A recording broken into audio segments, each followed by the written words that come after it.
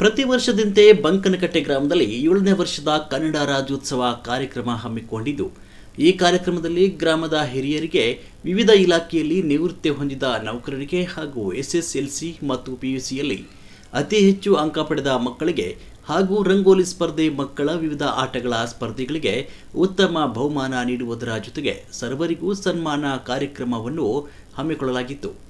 ಈ ಕಾರ್ಯಕ್ರಮದಲ್ಲಿ ಗ್ರಾಮ ಪಂಚಾಯಿತಿಯ ಸರ್ವ ಸದಸ್ಯರು, ಊರಿನ ಯುವಕರು, ಗ್ರಾಮಸ್ಥರು ಹೆಚ್ಚಿನ ಸಹಕಾರ ನೀಡುವುದರೊಂದಿಗೆ ಅದ್ದೂರಿಯಾಗಿ ಕನ್ನಡ ರಾಜ್ಯೋತ್ಸವ ಕಾರ್ಯಕ್ರಮವನ್ನು ಈ ಪುಟ್ಟ ಗ್ರಾಮದಲ್ಲಿ ಆಚರಿಸಿದರು. ವರದಿ ಬಸವರಾಜ್, ಚಿಕ್ಕಮಗಳೂರು. ಅದೇ ರೀತಿಯಾಗಿ ಈ ಕಾರ್ಯಕ್ರಮಕ್ಕೆ ಎಲ್ಲರೂ ಹೆಣ್ಣು ಮಕ್ಕಳ ಗೋಲಿ ಚೀಲದ ಓಟ ಸ್ಪರ್ಧೆಯಲ್ಲಿ ಜಾನಿ ಪ್ರಥಮ ಸ್ಥಾನ, ಸಮೀಕ್ಷಾ 2ನೇ ಸ್ಥಾನ,